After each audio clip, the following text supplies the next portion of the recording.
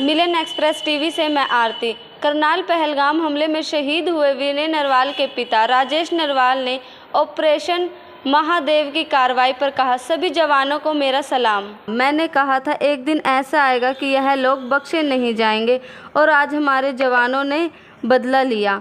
उन्होंने कहा, एक मुख्य आरोपी पहलगाम हमले का मारा गया और मुझे मेरी सरकार, मेरे देश के सैनिकों पर भरोसा है। आज जो बदला लिया गया है जवानों की तरफ से और यह सारा खेल पाकिस्तान का है, अब यह सामने भी आ चुका है। सबसे पहले तो मैं अपनी भारतीय सेना, पैरामिलिट्री फोर्सेस और जिन्होंने उसमें हिस्सा लिया, जम्मू कश्मीर पुलिस के जवानों ने, उनकी बहादुरी को, उनके शौर्य को, उनके अदम्य साहस को और सरकार द्वारा दिए गए उनको सपोर्ट को सैल्यूट करता हूँ, सलाम करता हूँ। और उन्होंने जिस शौर्य के साथ अपने जान पे खेल करके महादेव एक पीक है वहाँ पर, उस महादेव पीक के फुट हिल में वो छुपे हुए थे वो लोग, और डेंस फॉरेस्ट है, और वहाँ पर जा कर के और वो आतंकवादियों को ढूंढ करके और उनको मारना कोई आसान काम नहीं था ये। और इसलिए मैं उनको बारंबार उनको सैल्यूट करता हूँ, उनकी बहादुरी को नमन करता हूँ और उनको ऑनर मिलना चाहिए इसका पूरा। और इसमें जैसे पता चला कि एक आतंकवादी उसमें से जो कि हासिम मूसा है, सुलेमान साहा, वो पहलगाम आतंकवादी घटना का मास्टरमाइंड रहा है और उसको भी इसमें हमारे जवानों ने मार गिराया है, उसको शिकार किया है। तो ये एक बहुत ही एक शौर्यता का परिचय इन्होंने दिया है।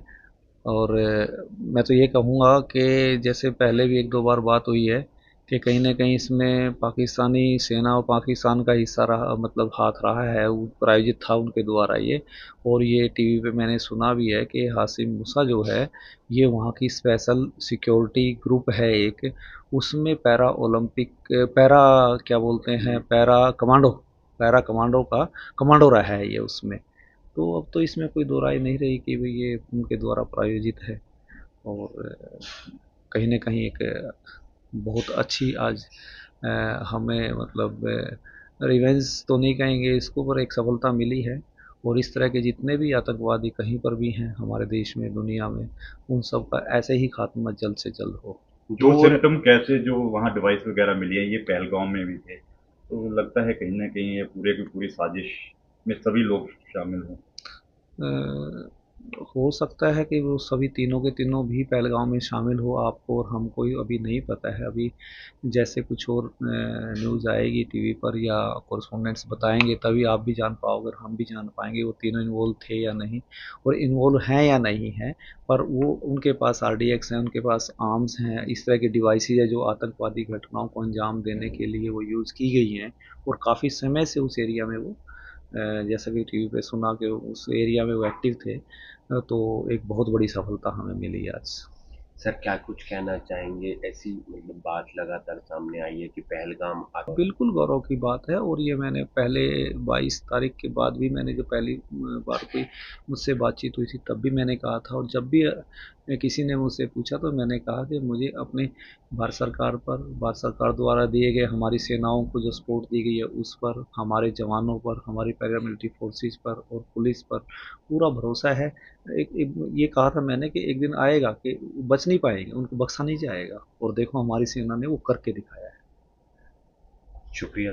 मेरा बेटा भारतीय डिफेंस में, नेवी में एक ऑफिसर रहे, और वो वहाँ पर अपना शादी के उपरांत हनीमून पे गए थे, और उस दिन ये दुर्घटना हुई और ये आतंकवादी हमला हुआ। तो मैंने कई बार ये भी कहा कि भाई मेरा बेटा जैसे डिफेंस में था तो कभी ऐसा नहीं हो सकता कि कोई आए और उसके मतलब आए और गन लगा करके और उसको कर दे, रिटेलिएट तो उसने किया होगा, बट हम किसी को, हमें मालूम ही नहीं इस बारे में। तो रिटेलिएशन वो नहीं, मतलब उसकी बात सामने नहीं आई। बट ये मुझे ज़रूर है कि और आज ये जो सफलता मिली है भारतीय सेना के नौजवानों ने और अधिकारियों ने अपने साथी के साथ जो घटना हुई उसका कहीं ना कहीं उन्होंने बदला लिया है, और ये सफलता जो मिली है उसमें वो बधाई के पात्र हैं, और मैं उनको सैल्यूट करता हूँ। सर सेना के जवान हैं, शायद तभी संभव है कि हम इतने आराम पे है और सारी सुरक्षा देख रहे हैं, तभी हम हैं। हमारा जो एग्जिस्टेंस है वो हमारी सेना की वजह से। धन्यवाद।